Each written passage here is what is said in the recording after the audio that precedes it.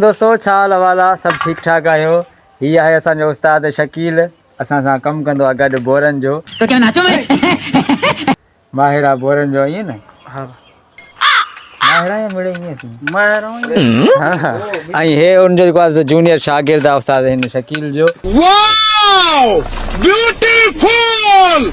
ऐं ही मसालो ठहे थो पियो, असां हिते नलको हणी करे ऐं धिकी विकी बधासीं ही नलको पियो आहे। ऐं हीअ असांजो उस्ताद शकील असांखे इलाही टाइम खां पोइ मिलियो आहे, हाणे जेको आहे त लधो आहे असांखे, पर थोरो मज़ेदार माण्हू आहे, थोरा भोग भोग हणंदो आहे। अच्छा हड़ के भला ॾाढा डिश आहे। कौन है ये लोग, कहाँ से आते हैं? हा राति कीअं वाक़ियो थियो इहो? चयोसीं मालिकनि खे वाजे बकरी खाराईंदो, बकरी जो गोश्त, त पोइ तव्हांखे माना कमु करे ॾींदासीं। असां त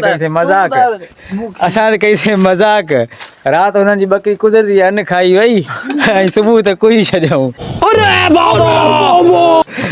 सुबुह ते आयासीं त बिस्मिल्लाह करे शुरू थी वियासीं खाइण। उस्ताद शकील तो बि खाधी न? हाँ बा असां हॾा हली बचा न वरी दुआ कर त वरी ॿी का बकरी अन्न खाई वञे।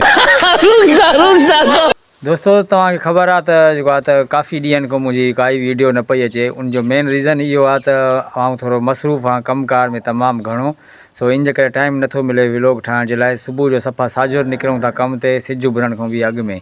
उनखां पोइ जेको आहे त वरी शाम जो देरि सां मोटूं था, राति थी वञे घर पुॼंदे पुॼंदे, सख़्ती लॻी पई आहे कम जी।